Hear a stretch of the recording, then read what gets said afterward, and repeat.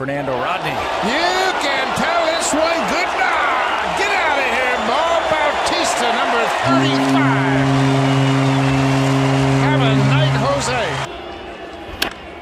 Pilar puts a charge in and Ackley back at the track, at the wall. Home run, Kevin Pilar. His first of the season.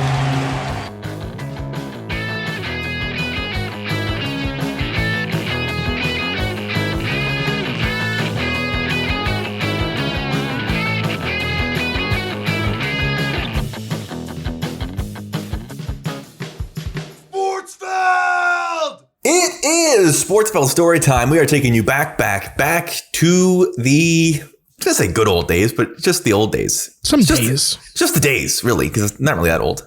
And like not good or bad, particularly. Although I feel old. Yeah. Aiken. I was 28 when all this happened, Jake. I was 26. Isn't that sickening? Doesn't make you just sick to your stomach? It sucks. It sucks a lot.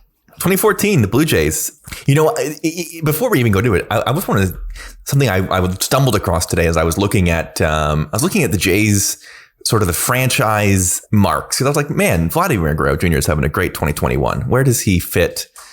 You know, where does this fit into the all-time Blue Jays seasons? And I think there's two things we forget. It was how incredible Carlos Delgado was in 2000. His 2000 season is like absurd. Yeah, I have been yelling of that Carlos Delgado should have won MVP in 2003 for many years. His 2000 is also absurd. He hit 344. Yeah, and his 2003 he hits 302. Both have an OPS over 1,000. He gets on base at 47% of the time in 2000. That's absurd. That's absurd. And here's the thing: in 2000, you can make the argument that he shouldn't have won because Jason Giambi also had an insane season. Sure. Same RBIs. He walked a little bit more, 2 more home runs, literally 9 OPS points lower than Delgado, but it's close. The fact that he was worth half a WAR more than Delgado. In 2003, however, if we're going to get into this really, and why not? Let's fill some time. Alex Rodriguez wins your 2003 AL MVP. 8.4 WAR, 47 home runs, 118 RBIs, 600 slugging percentage, 995 OPS. Totally respectable. Carlos Delgado, 42 home runs, 145 RBIs, a 1019 OPS. Carlos Delgado should have won MVP in 2003, and I will go to my grave arguing this. You're not going to find me arguing it. I just thought it was incredible because, you know, Vladdy, OPS over 1,000 as we speak right now. It's 1024. And I was like, man, where does that rank? And you realize that in 2000, Carlos Delgado's OPS was 1134. Basically was 110 points better over the entire season.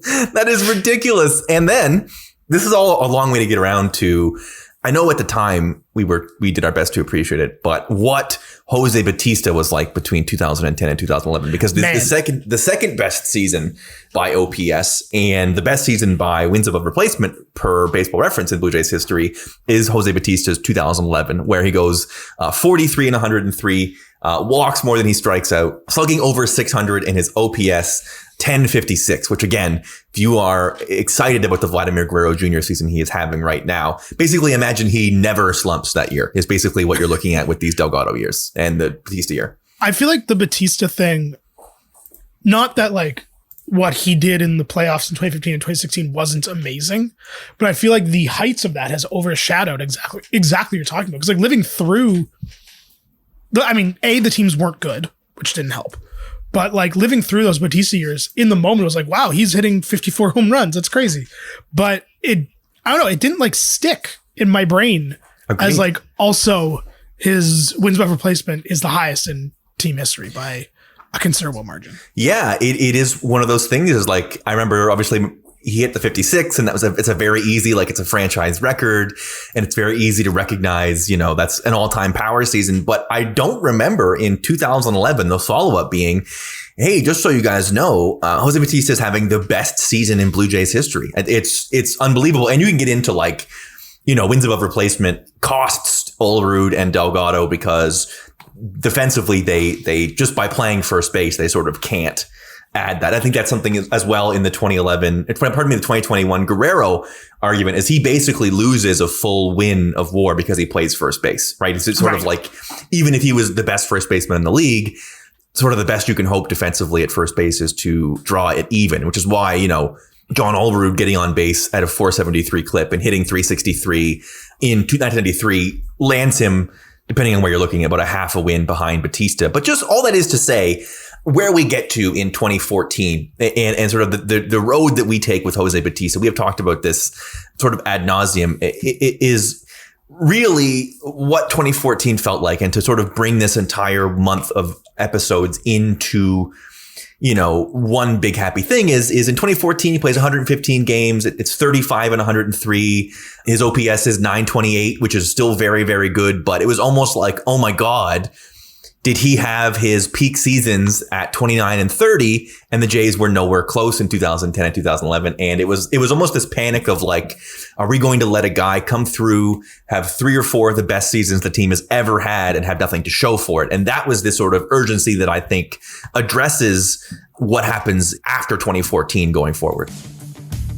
Hey everyone, we are starting our Sportsnet Central show with some breaking news. No rest for the Blue Jays. Ken and Ivanka here, by the way. It sounds like the Blue Jays and the Oakland A's have got a deal, a 4-for-1 deal, in fact. Yeah, 4-for-1, and in the end, the Toronto Blue Jays are going to get a new third baseman out of this one. Josh Donaldson is coming to the Blue Jays. 28-year-old third baseman. Last year, Donaldson, he's a big-time hitter, hit 255, 29 home runs, and 98 RBIs. Going the other way in this deal may shock you a little bit. Brett Lawrie is on his way to Oakland, along with pitchers Kendall Graveman and Sean Nolan and shortstop Franklin Barreto. We're going to have more on this. This trade really just going down moments ago, so we're going to have more on this throughout the show tonight on Sportsnet Central, so keep it here. So a 4-for-1 deal. The main components, Brett Lawrie, he goes to Oakland. Josh Donaldson, he is coming to the Toronto Blue Jays. Yeah, I think that part of what's been lost since 2015 and like the sort of the whole, I don't like the word, but like the epicness of the bat flip is like the narrative of like, boy, we just want to see Jose Bautista in the playoffs has been lost. Because like if you were following the Jays in 2014 and even in 2015 where they make the run, it wasn't like, I mean, obviously it was like, wow, this is so exciting. The Blue Jays are going to make the playoffs. And that's amazing.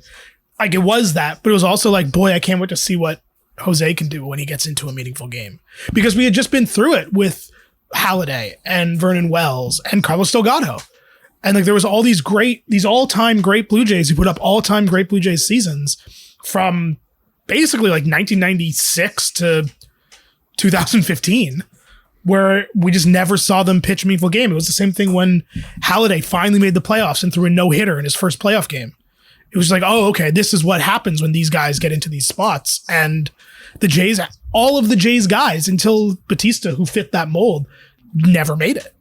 Yeah, I think that's beautifully said. And just wanted to show a little bit of appreciation because I think it can be easy to get caught up. There are the obvious ones. That 2015 is a very obvious one. Josh Donaldson just last week here in 2021 getting standing ovations for 2 very, very good years, right? 2 7+ win per Baseball Reference years in 2015 and 2016, and sort of he gets a ton of that glory, and his season gets remembered. His 2015 season, because he wins MVP, really does get remembered, I think, better than either the Delgado or Bautista seasons, even though by pretty much every measure, like Bautista has 3 seasons on par with that year. Yeah, and then he somehow topped it. Incredible.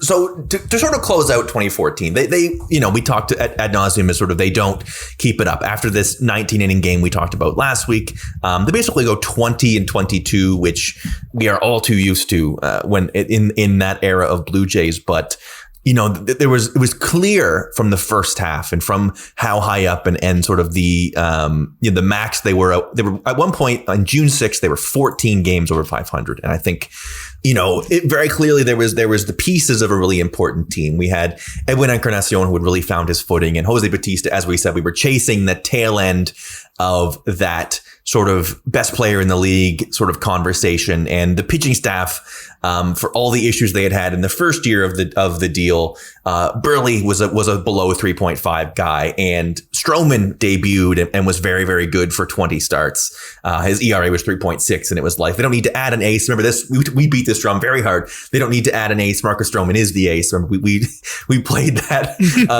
over and over again, and we sort of beat that drum. He's pitching this year ended up being the thing going forward. But I think what's so important about the first half of 2014 that we couldn't have possibly seen at the time was it really was enough evidence for them to go, okay, we need to get better at a couple places. We're getting nothing out of our catchers, as much as we like Diana Navarro as sort of a replacement guy who could hit. His defensive shortcomings is like you playing Josh Tolley, who can only play defense, or Eric Kratz, who is a career guy that sort of bounces around. Is we needed real leadership there, a guy who can bring in our young pitchers and help them realize what they are great at. And they went out and they scooped Russell Martin, which began it. And then, of course, the big one, which was to replace that Brett Lawrie / Juan Francisco hole at third base with Josh Donaldson, which of course we now know is basically those two moves become, not to overdo it, franchise redefining decisions.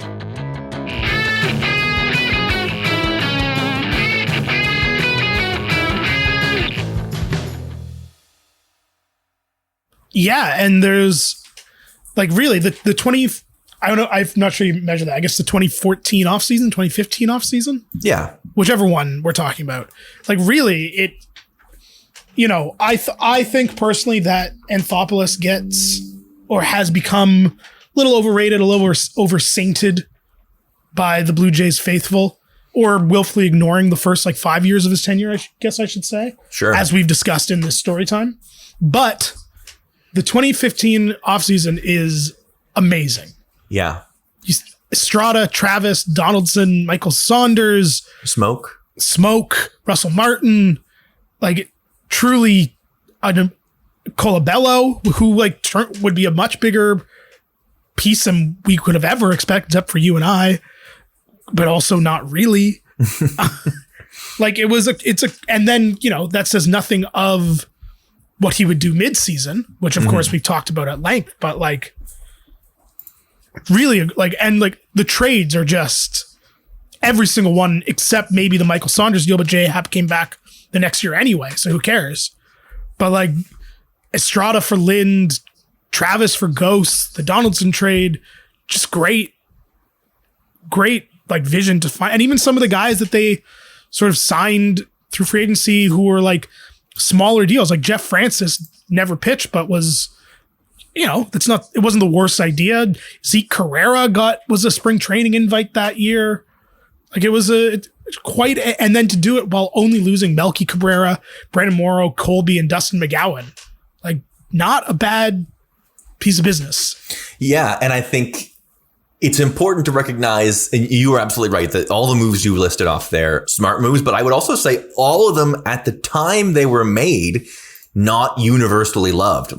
Yeah. Adam Lind for Marco Estrada. We look back at that now and go, man, that's an all-timer Jays win of a trade. But Adam Lind had been here for a very long time. Adam Lind had a lot of fans. He had some good years. He was a guy that he was good. He was really good in 2014. Absolutely right. Coming off, in 2013, he had hit 23 home runs. In 2011, 26, 2009, he hit 35. So he had played, his first 9 years, he was a Blue Jay and he had done almost 1,000 games in Blue Jays sort of land. And there was, that was the first one. That was November 1st. It does sort of signal a changing of the guard for this team. And that they talked a lot about clubhouse guys and sort of changing the attitude of the team. And Lind is the beginning of that. Ghost for Davis at the time did not seem like a home run of a move. Anthony Ghost, who is back in the major leagues in 2021, throwing 100 as a pitcher. Yeah. He was there. Basically, he was this team's top prospect, right? He was the center field prospect with speed, in terms of non-pitching prospects. He was their top guy. And Devin Travis is a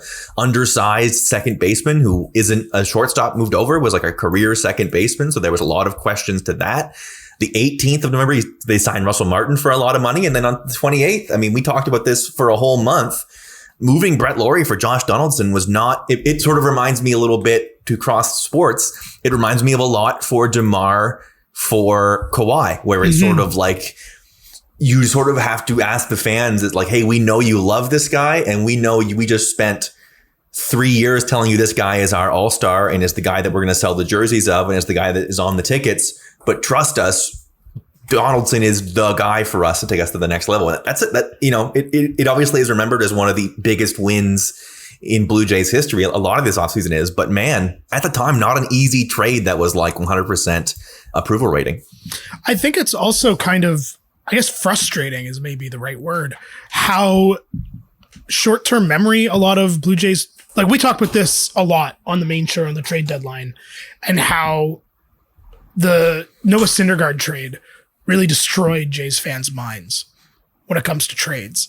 Like, you look at these moves and you got Josh Donaldson, like Brett Lawrie essentially out of the league after this trade, had a couple seasons of middling ball. Kendall Graveman has been great this year, but like just this year. Sean Nolan was out of the league until this year. He pitched 6 games this year. Franklin Barreto is not in the league this year. And then like, these are the prospect trades you make. And like, yeah, Josh Donaldson was on the Blue Jays for 2.5 seasons, but 2 of them are literally the two of the greatest Blue Jays seasons of all time. Yeah, absolutely.